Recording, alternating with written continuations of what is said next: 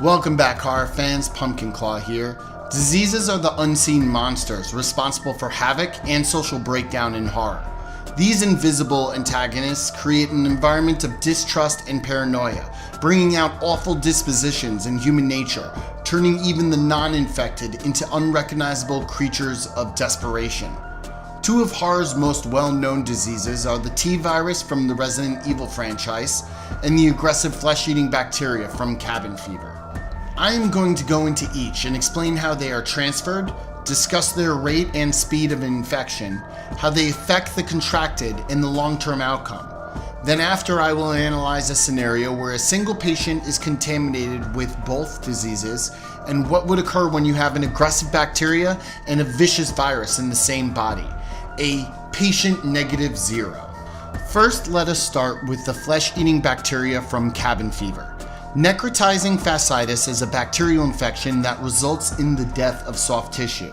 The form we saw in the cabin fever films is an extremely aggressive type, possibly a resistant and mutated form of MRSA infection, which cannot be treated by antibiotics or penicillin.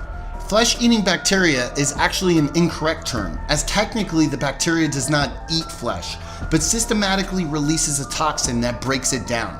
The reason for the unnaturally aggressive nature of this form is possibly from an evolved toxin developed over time in an isolated region. Believed to be primarily transferred by physical contact, there was no proof in the movies that by being in the same room as an infected can cause contamination. But anything from skin contact, coughing, sexual intercourse, or even the sharing of water bottle can transfer the disease from one person to another. The bacteria can spread very fast, and even coming in contact with a person who has yet to show symptoms can infect. The bacteria possibly spreads to all regions of victims, and even a small drop of blood is able to cause an unexposed individual to be quickly contaminated. Some of the symptoms of the disease increases the rate of contagion. A person in mid to late stages will show uncontrollable bleeding from open wounds or projectile vomiting from the necrosis of internal organs, which if stained on a person close by will debase their quality of health instantly. The speed of infection appears to be influenced by the cause.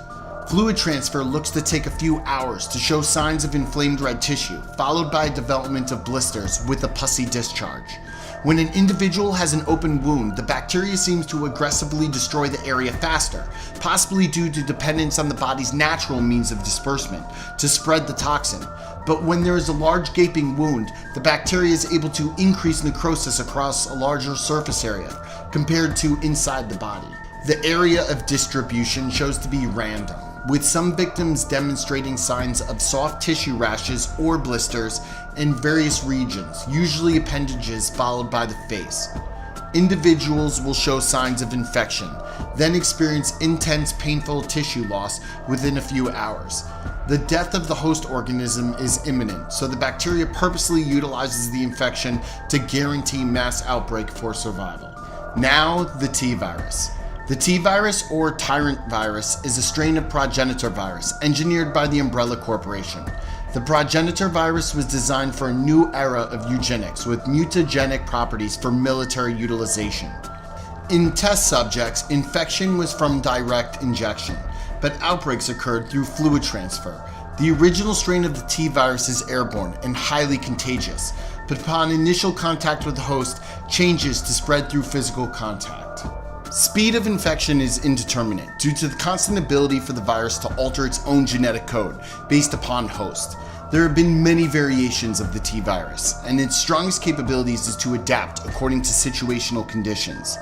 Like all other viruses, the T-virus comes in contact with a cell and inserts the genetic code taking over functions of that cell, then orders it to reproduce the original version, thus releasing from the host cell and starting over again until it spreads.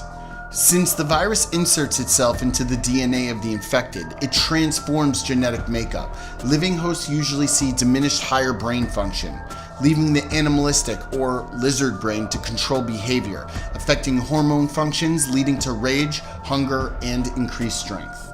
If the virus bonds with the genome of the infected on a molecular level, it could create a creature called a tyrant, a humanoid with enhanced capabilities and no loss of higher brain functions. The systems in some cases can become unstable and have shown greater growth in various areas of bone and muscle mutation, altering the DNA and physical attributes of the infected host even further. Now, of course, in order to explain a situation where an individual with flesh-eating bacteria comes into contact with the T virus, Umbrella Corporation would be the primary means to create this scenario. Let us start by altering the end of cabin fever. Possibly Jeff coming out of the woods, and instead of being shot by the local police with his corpse being burnt, he is taken in by the Umbrella Corporation. Held captive, Jeff is observed to study the effects of the bacteria and samples taken from him. At this point, he is in mid-stage of the infection, with flesh on his arms and legs showing necrosis, and blistering forming on his face.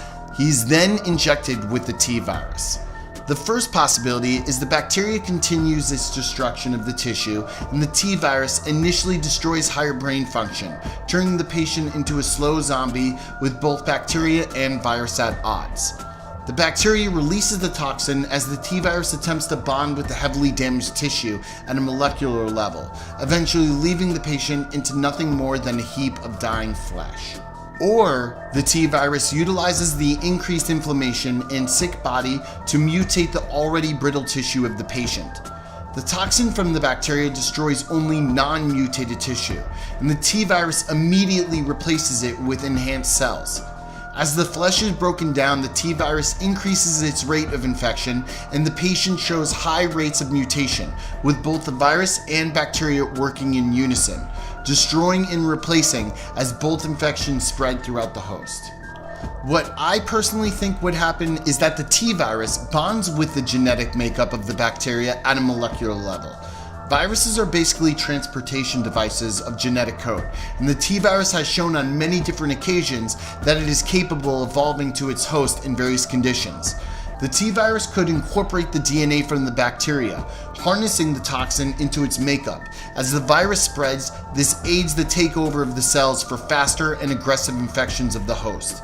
The patient would of course show soft tissue exposure, followed by replacement with enhanced mutated T virus cells.